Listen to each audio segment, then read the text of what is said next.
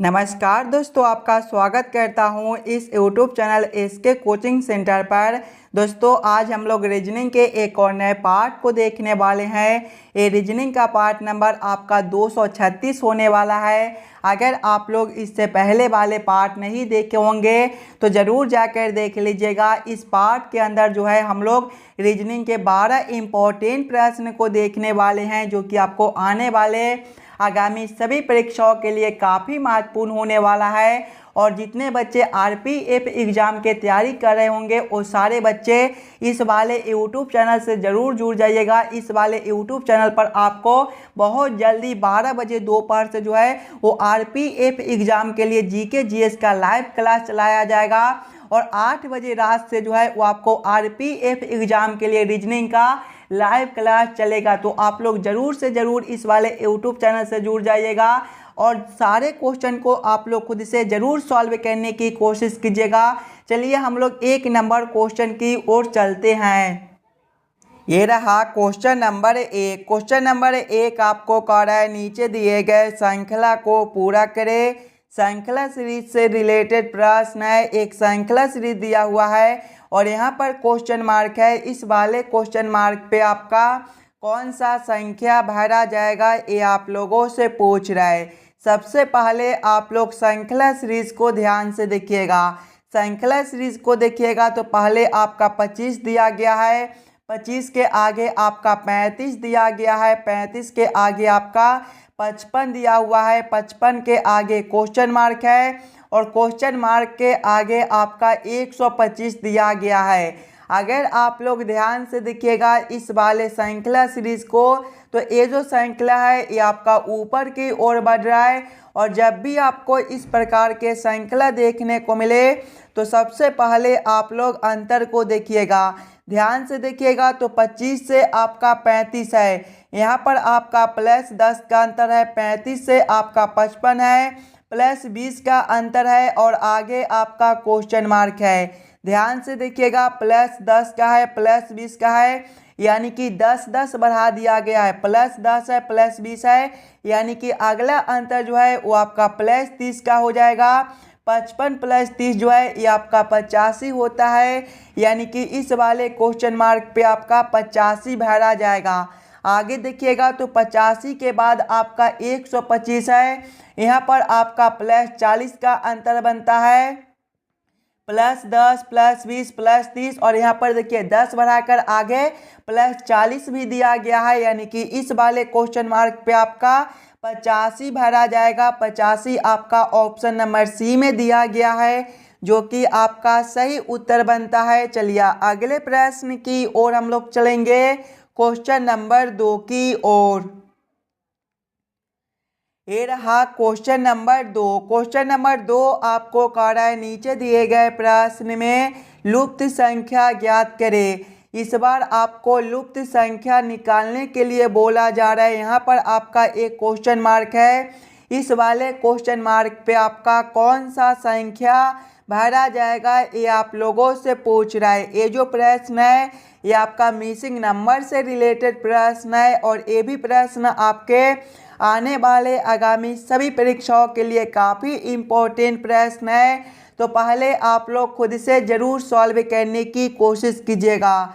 अगर आप लोग ध्यान से देखिएगा तो इस वाले लाइन से देखिए आपका बड़ा संख्या दिया गया है, 17 है, 43 है और क्वेश्चन मार्क है। जब भी आपको इस प्रकार के मिसिंग नंबर से रिलेटेड प्रश्न देखने को मिले तो ऐसे प्रश्न को सबसे पहले हम लोग इस लाइन से सॉल्व करने की कोशिश करेंगे। सबसे पहले हम लोग यहाँ पर ये समझने की कोशिश करेंगे 3, 2 और 5 से 17 किस प्रकार से लिखा हुआ है, 6, 1 और 7 से 43 किस प्रकार से लिखा हुआ है। उसी प्रकार से हम लोग सोचेंगे 5, 3 और 2 से हमारा कौन सा संख्या बनेगा जो इस वाले क्वेश्चन मार्क पे भरे जाएंगे। सबसे पहले हम लोगों को क्या करना है, ये तीनों संख्या से 17 लाना है।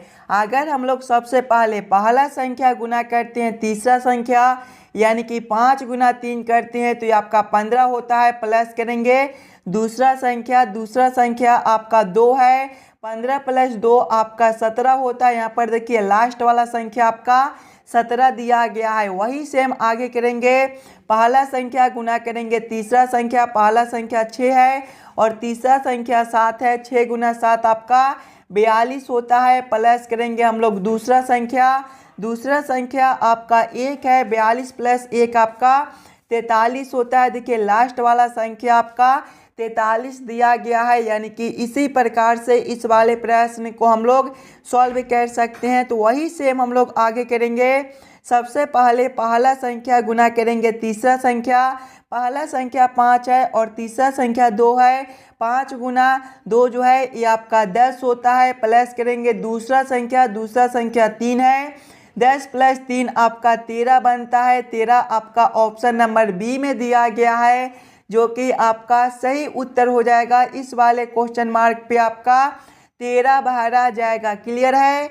चलिए अगले प्रश्न की ओर हम लोग चलेंगे, क्वेश्चन नंबर 3 की ओर।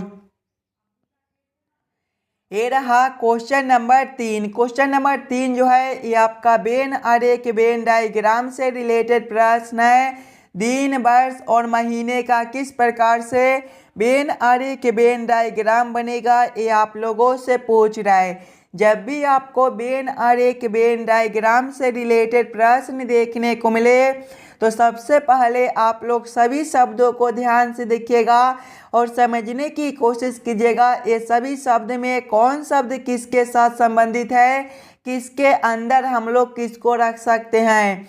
अगर आप लोग ध्यान से देखिएगा तो दिन है, वर्ष है और महीने हैं। वर्ष के अंदर ही आपका जो है वो महीना होता है और महीना के अंदर जो है वो आपका दिन हो जाएगा। यानी कि सबसे पहले हम लोग वर्ष के लिए एक गोला बना लेंगे और वर्ष के अंदर जो है वो आपका महीना आ जाएगा और महीना के अंदर जो है वो आपका दिन हो जाएगा। इसका वेन अरे के वेन डायग्राम आपका कुछ इस प्रकार से बनेगा। इस प्रकार का वेन अरे के वेन डायग्राम आपका ऑप्शन नंबर बी में दिया गया है, जो कि आपका सही उत्तर बनता है। चलिए अगले प्रश्न की ओर हम लोग चलेंगे, क्वेश्चन नंबर 4 की ओर। ये रहा क्वेश्चन नंबर 4। क्वेश्चन नंबर 4 आपको कह रहा है नीचे दिए गए प्रश्न में संबंधित शब्द को चुनिए। इस बार आपको संबंधित शब्द चुनने के लिए बोला जा रहा है। प्रश्न आपको कह रहा है जिस प्रकार से पतला का संबंध मोटा के साथ है, उसी प्रकार से आप लोगों से पूछा जा रहा है बौना का संबंध कौन सा शब्द के साथ होगा, जो इस वाले क्वेश्चन मार्क पे भरे जाएंगे। जब भी आपको इस प्रकार के रीजनिंग के प्रश्न देखने को मिले तो सबसे पहले आप लोग यहाँ पर ये समझने की कोशिश कीजिएगा पतला से आपका मोटा किस प्रकार से लिखा हुआ है, पतला से मोटा आपका किस प्रकार से संबंधित है। उसी प्रकार से आप लोग सोचेगा बौना से आपका कौन सा शब्द बनेगा, जो इस वाले क्वेश्चन मार्क पे भरे जाएंगे। अगर आप लोग ध्यान से देखिएगा तो पतला का विलोम शब्द आपका मोटा होता है। पतला का विलोम शब्द मोटा होता है। वही सेम हम लोग आगे सोचेंगे बौना का विलोम शब्द आपका क्या होता है। बौना का विलोम शब्द आपका लंबा होता है। यानी कि इस वाले क्वेश्चन मार्क पे आपका लंबा भरा जाएगा। लंबा आपका ऑप्शन नंबर बी में दिया गया है, जो कि आपका सही उत्तर बनता है। चलिए अगले प्रश्न की ओर हम लोग चलेंगे, क्वेश्चन नंबर 5 की ओर। ये रहा क्वेश्चन नंबर 5। क्वेश्चन नंबर 5 जो है ये आपका कथन और निष्कर्ष से रिलेटेड प्रश्न है। और जब भी आपको इस प्रकार के प्रश्न देखने को मिले तो सबसे पहले आप लोग सभी कथन को ध्यान से पढ़िएगा और उस सभी कथन को आप लोग वेन अरे के वेन डायग्राम पर सेट कर लीजिएगा, ताकि प्रश्न को सॉल्व करने और समझने में आपको आसानी हो। ये भी प्रश्न आपके लिए काफ़ी इम्पोर्टेंट प्रश्न है। तो पहले आप लोग वीडियो को रोककर खुद से ज़रूर सॉल्व करने की कोशिश कीजिएगा। देखिए कथन एक आपको कह रहा है सभी बकरियां बाघ है। सभी बकरियां क्या है, बाघ है। इसका वेन अरे के वेन डायग्राम आपका किस प्रकार से बनेगा, सभी बकरियां बाघ है। यानी कि बाघ के अंदर जो है वो आपका बकरिया हो जाएगा। ये जो आरेख है ये आपका बकरिया के लिए हो जाएगा, तो आप लोग यहाँ पर बकरिया भी लिख लीजिएगा ताकि आपको समझने में कोई दिक्कत ना हो। ये जो आरेख है ये आपका बकरिया के लिए है, तो आप लोग यहाँ पर बकरिया लिख लीजिएगा। और सभी बकरिया क्या है, सभी बकरिया बाघ है, यानी कि बाघ के अंदर जो है वो बकरिया हो जाएगा। यानी कि ये जो आरेख है ये आपका बाघ के लिए हो जाएगा, तो आप लोग यहाँ पर बाघ भी लिख लीजिएगा ताकि आपको समझने में कोई दिक्कत ना हो। आगे कथन को पढ़िएगा। कथन 2 आपको कह रहा है सभी बाघ सिंह है। सभी बाघ क्या है, सिंह है, यानी कि सिंह के अंदर जो है वो आपका बाघ हो जाएगा। यानी कि ये जो आरेख है ये आपका सिंह के लिए हो जाएगा, तो आप लोग यहाँ पर सिंह भी लिख लीजिएगा ताकि आपको प्रश्न को सॉल्व करने में कोई दिक्कत ना हो। अब आप लोग इस वाले वेन आरेख वेन डायग्राम के आधार पर निष्कर्ष को सही या फिर गलत कीजिएगा। देखिए निष्कर्ष 1 आपको कह रहा है सभी बाघ बकरिया है। अगर आप लोग ध्यान से देखिएगा तो बाघ के लिए आरेख आपका ए वाला है और बकरिया के लिए आरेख आपका ए वाला है। बाघ के अंदर ही आपका बकरिया दिया गया है, यानी कि सभी बाघ आपका बकरिया नहीं हो सकता है। अगर इसके जगह पे ए दिया हुआ होता कि सभी बकरिया बाघ है तो ए निष्कर्ष आपका सही हो जाता। बाघ के अंदर जो है वो आपका बकरिया है, यानी कि सभी बकरिया आपका बाघ हो सकता है, लेकिन सभी बाघ आपका बकरिया नहीं हो सकता है। ये निष्कर्ष आपका गलत बनता है। निष्कर्ष 2 को देखिएगा तो सभी सिंह बाघ है। ध्यान से देखिएगा तो सिंह के लिए आरेख आपका यहाँ पर है और बाघ के लिए आरेख आपका यहाँ पर है। सिंह के अंदर जो है वो आपका बाघ दिया गया है, यानी कि ये भी निष्कर्ष आपका गलत हो सकता है। ये भी निष्कर्ष आपका गलत हो जाएगा। सभी सिंह आपका बाघ नहीं हो सकता है। सभी बाघ आपका सिंह हो सकता है, लेकिन सभी सिंह आपका बाघ नहीं हो सकता है। ये भी निष्कर्ष आपका गलत बनता है। निष्कर्ष 3 को देखिएगा, कोई बकरिया सिंह नहीं है। ध्यान से देखिएगा तो बकरिया के लिए आरेख आपका यहाँ पर है और सिंह के लिए आरेख आपका यहाँ पर है। सिंह के अंदर ही आपका बकरिया दिया गया है, यानी कि कुछ बकरिया आपके सिंह हो सकते हैं, लेकिन यहाँ पर नहीं दिया गया है, यानी कि ये भी निष्कर्ष आपका गलत बनता है। निष्कर्ष 4 को देखिएगा, कोई सिंह बकरी नहीं है। ध्यान से देखिएगा तो सिंह के लिए आरेख आपका यहाँ पर है और बकरी के लिए आरेख आपका यहाँ पर है। सिंह के अंदर ही आपका बकरी दिया गया है, यानी कि कोई सिंह बकरी नहीं है। ये भी निष्कर्ष आपका गलत बनता है। कुछ सिंह आपके बकरी हो सकते हैं, यानी कि ये चारों निष्कर्ष जो है ये चारों निष्कर्ष आपका गलत होता है। कौन सा ऑप्शन में ये चारों निष्कर्ष को गलत किया गया है, ध्यान से देखिएगा। ऑप्शन नंबर डी में तो कोई भी निष्कर्ष लागू नहीं, यानी कि ये चारों निष्कर्ष को गलत आपका ऑप्शन नंबर डी में किया गया है। तो क्वेश्चन नंबर 5 का आपका ऑप्शन नंबर डी जो है सही उत्तर हो जाएगा। चलिए अगले प्रश्न की ओर हम लोग चलेंगे। ये रहा क्वेश्चन नंबर 6। क्वेश्चन नंबर 6 आपको कह रहा है दी गई आकृति में कौन सा अंक ऐसे भूरे जानवर जिनकी पूंछ नहीं है को दर्शाता है। दोस्तों ये भी प्रश्न आपके लिए काफ़ी इम्पोर्टेंट प्रश्न है और जब भी आपको इस प्रकार के प्रश्न देखने को मिले तो सबसे पहले आप लोग आकृति को समझने की कोशिश कीजिएगा। ध्यान से देखिएगा आकृति को। तो देखिए जानवर के लिए जो आपका आरेख बनता है वो आपका यहाँ से लेकर यहाँ तक बनता है। आगे देखिएगा तो पूंछ के लिए आरेख आपका यहाँ से लेकर यहाँ तक दिया गया है। आगे देखिएगा तो भूरा के लिए जो आरेख है वो आपका यहाँ से लेकर यहाँ तक दिया गया है। अब आप लोग प्रश्न को ध्यान से पढ़िएगा और समझने की कोशिश कीजिएगा। प्रश्न आप लोगों से क्या पूछ रहा है। देखिए प्रश्न आप लोगों से पूछ रहा है दी गई आकृति में कौन सा अंक ऐसे भूरे जानवर जिनकी पूंछ नहीं है को दर्शाता है। यानी कि भूरे जानवर होना चाहिए लेकिन पूंछ नहीं होना चाहिए, यानी कि हम लोग केवल जानवर और भूरा में संबंधित देखेंगे। ऐसा कौन सा संख्या है जो केवल आपका जानवर और भूरा में दिया गया है। ध्यान से देखिएगा तो जानवर और भूरा में केवल आपका 5 दिया गया है, यानी कि 5 जो है वो आपका सही उत्तर हो जाएगा। 5 आपका ऑप्शन नंबर सी में दिया गया है जो कि आपका सही उत्तर बनता है। चलिए अगले प्रश्न की ओर हम लोग चलेंगे, क्वेश्चन नंबर 7 की ओर। ये रहा क्वेश्चन नंबर 7। क्वेश्चन नंबर 7 आपको कह रहा है नीचे दिए गए प्रश्न आकृति का सही दर्पण छवि चुनिए।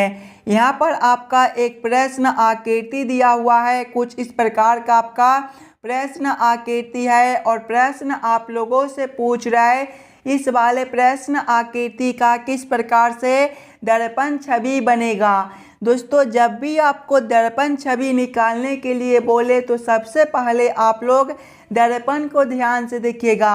दर्पण को ध्यान से देखिएगा तो कुछ इस प्रकार का आपका दर्पण दिया गया है और जब भी आपको इस प्रकार के दर्पण देखने को मिले तो प्रश्न आकृति जो है वो आपका बाएं से उलटकर दाएं में चला जाएगा और दाएं वाला आकृति आपका उलटकर बाएं में चला आएगा। यानी कि जब हम लोग इस वाले प्रश्न आकृति को इस प्रकार से उलटेंगे तो आपका किस प्रकार का आकृति बनेगा।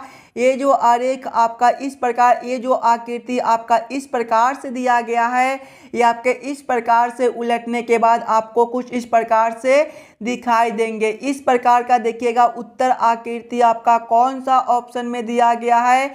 इस प्रकार का उत्तर आकृति जो है वो आपका ऑप्शन नंबर सी में दिया गया है, जो कि आपका सही उत्तर बनता है। इस वाले प्रश्न आकृति का सही दर्पण छवि आपका ऑप्शन नंबर सी में दिया गया है। चलिए अगले प्रश्न की ओर हम लोग चलेंगे, क्वेश्चन नंबर 8 की ओर। ये रहा क्वेश्चन नंबर 8। क्वेश्चन नंबर 8 आपको कह रहा है नीचे दिए गए निम्नलिखित शब्दों का सही क्रम बताएं।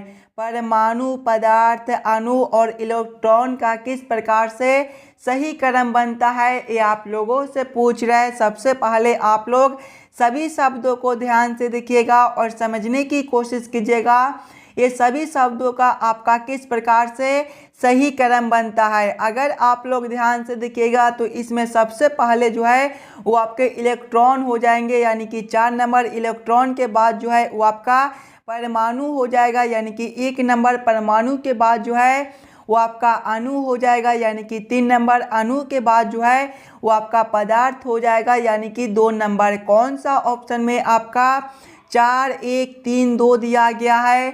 4 1 3 2 आपका ऑप्शन नंबर ए में दिया गया है, जो कि आपका सही उत्तर बनता है। ये सभी शब्दों का जो सही क्रम है वो आपका ऑप्शन नंबर ए में दिया गया है। क्लियर है। चलिए अगले प्रश्न की ओर हम लोग चलेंगे, क्वेश्चन नंबर 9 की ओर। ये रहा क्वेश्चन नंबर 9। क्वेश्चन नंबर 9 आपको कह रहा है नीचे दिए गए अक्षर श्रृंखला को पूरा करें। इस बार आपको अक्षर श्रृंखला से रिलेटेड प्रश्न दिया गया है। एक अक्षर श्रृंखला दिया हुआ है और यहाँ पर क्वेश्चन मार्क है। इस वाले क्वेश्चन मार्क पे आपका कौन सा अक्षर भरा जाएगा ये आप लोगों से पूछ रहा है। दोस्तों ये भी प्रश्न आपके आने वाले आगामी सभी परीक्षाओं के लिए काफ़ी इम्पोर्टेंट प्रश्न है, तो पहले आप लोग खुद से ज़रूर सॉल्व करने की कोशिश कीजिएगा। सबसे पहले आप लोग अक्षर श्रृंखला को ध्यान से देखिएगा। अक्षर श्रृंखला को ध्यान से देखिएगा तो देखिए सबसे पहले आपका जेड दिया गया है। जेड के आगे जो है वो आपका यू दिया गया है। यू के आगे आपका क्यू है। इसके आगे आपका क्वेश्चन मार्क है और क्वेश्चन मार्क के आगे आपका एल है। अगर आप लोग ध्यान से देखिएगा तो यहाँ पर देखिए जेड से आपका यू लिखा हुआ है। जेड जो है ये आपके ABCD के क्रम के अनुसार देखेंगे तो 26वें नंबर पर होता है और यू आपका 21वें पर, यहाँ पर आपका -5 बनता है। यू के आगे आपका क्यू है। यू आपका 21वें नंबर पर होता है। क्यू आपका 17वें नंबर पर, यहाँ पर आपका -4 है। आगे आपका क्वेश्चन मार्क है। ध्यान से देखिएगा -5 -4 यानी कि 1 कमा दिया गया है, तो अगला अंतर जो है वो आपका -3 का हो जाएगा। 17 - 3 आपका कौन सा अक्षर बनता है। 17 जो है 17 - 3 जो है ये आपका 14 होता है और 14वें पर जो है वो आपका एन होता है, यानी कि इस वाले क्वेश्चन मार्क पे आपका एन भरा जाएगा। आगे देखिएगा तो एन से आपका एल है। एन आपका 14वें पर होता है। एल 12वें पर -2 है। देखिए -3, तो अगला आपका -2 दिया गया है। यानी कि इस वाले क्वेश्चन मार्क पे आपका एन भरा जाएगा। एन आपका ऑप्शन नंबर डी में दिया गया है, जो कि आपका सही उत्तर बनता है। चलिए अगले प्रश्न की ओर हम लोग चलेंगे, क्वेश्चन नंबर 10 की ओर। ये रहा क्वेश्चन नंबर 10। क्वेश्चन नंबर 10 आपको कर रहा है, नीचे दिए गए प्रश्न में विषम संख्या को पहचान करें। इस बार आपको विषम संख्या चुनने के लिए बोला जा रहा है। एकदम आसान सा प्रश्न है, थोड़ा सा दिमाग लगाइएगा तो इस वाले प्रश्न को आप लोग एकदम आसानी के साथ सॉल्व कर पाइएगा। सबसे पहले आप लोग चारों ऑप्शन को ध्यान से देखिएगा और समझने की कोशिश कीजिएगा। ये चारों ऑप्शन में आपका सबसे अलग ऑप्शन कौन सा दिया गया है, ध्यान से देखिएगा। तो ऑप्शन ए में 18 है, ऑप्शन बी में 33 है, ऑप्शन सी में 5 है और ऑप्शन डी में 11 है। देखिएगा तो 33, 5 और 11 जो है ये आपका विषम संख्या होता है, जबकि 18 आपका एक सम संख्या होता है। यानी कि सबसे अलग ऑप्शन आपका ए बनता है, यानी कि क्वेश्चन नंबर 10 का आपका ऑप्शन नंबर ए जो है आपका सही उत्तर हो जाएगा। चलिए अगले प्रश्न की ओर हम लोग चलेंगे, क्वेश्चन नंबर 11 की ओर। ये रहा क्वेश्चन नंबर 11। क्वेश्चन नंबर 11 आपको कह रहा है, नीचे दिए गए प्रश्न में संबंधित आकृति को चुनिए। इस बार आपको संबंधित आकृति चुनने के लिए बोला जा रहा है। जब भी आपको संबंधित आकृति चुनने के लिए बोले तो सबसे पहले आप लोग प्रश्न आकृति को ध्यान से देखिएगा और समझने की कोशिश कीजिएगा। ये दोनों आकृति आपका किस प्रकार से आपस में संबंधित है, उसी प्रकार से आप लोग सोचिएगा ये वाला आकृति से आपका कौन सा आकृति बनेगा जो इस वाले क्वेश्चन मार्क पे भरे जाएंगे। अगर आप लोग ध्यान से देखिएगा ये दोनों आकृति को, तो देखिए ये वाला आकृति जो है ये आपका कुछ इस प्रकार से, तीर का चिन्ह आपका इस साइड है तो इसे घुमाकर अब इस साइड कर दिया गया है। अगले को देखिएगा, नीचे वाले को इस साइड आपका तीर का चिन्ह है तो इसे घुमाकर अब इस साइड कर दिया गया है। बीच वाला को देखिए इस साइड आपका तीर का चिन्ह है तो इसे घुमाकर आपका इस साइड कर दिया गया है। यानी कि सभी को घुमा दिया गया है। तो वही सेम हम लोग आगे करेंगे। देखिएगा ये आपका कुछ इस प्रकार का है, तीर का चिन्ह आपका इस साइड है तो इसे जब हम लोग घुमाएंगे तो ये जो है ये आपका कुछ इस प्रकार से आपका हो जाएगा। देखिएगा यहाँ पर आपका कुछ इस प्रकार का है तो ये जो है ये आपका कुछ इस प्रकार से घूमने के बाद हो जाएगा। और ये जो आपके इस प्रकार से है, जब इसे हम लोग घुमाएंगे तो ये जो है ये आपके कुछ इस प्रकार से हो जाएंगे। इस प्रकार का उत्तर आकृति आपका कौन सा ऑप्शन में दिया गया है, ध्यान से देखिएगा। तो इस प्रकार का उत्तर आकृति आपका ऑप्शन नंबर डी में दिया गया है, जो कि आपका सही उत्तर बनता है। चलिए अगले प्रश्न की ओर हम लोग चलेंगे, क्वेश्चन नंबर 12 की ओर। ये रहा क्वेश्चन नंबर 12। दोस्तों ये जो प्रश्न है ये आपके होमवर्क के तौर पे छोड़े जाते हैं, तो इस वाले प्रश्न को आप लोग खुद से ज़रूर सॉल्व कीजिएगा और आप लोग हमें ज़रूर एक बार एक कमेंट करके बताइएगा कि आज के 12 प्रश्न में से आप लोग कितने प्रश्न को खुद से सॉल्व किए हो। और जितने एग्जाम के तैयारी कर रहे होंगे वो सारे बच्चे इस वाले यूट्यूब चैनल से ज़रूर जुड़ जाइएगा। इस वाले यूट्यूब चैनल पर जो है वो आपको 12 बजे से RPF एग्ज़ाम के लिए GK GS का लाइव क्लास चलेगा और 8 बजे रात से जो है वो आपके RPF एग्ज़ाम के लिए रीजनिंग का लाइव क्लास चलेगा। तो आप लोग ज़रूर इस वाले यूट्यूब चैनल से जुड़ जाइएगा। एकदम बेसिक से जो है वो आपको RPF एग्ज़ाम का तैयारी कराया जाएगा, तो आप लोग ज़रूर से ज़रूर जुड़ जाइएगा। चलिए हम लोग मिलते हैं आपसे अगले वीडियो में। धन्यवाद।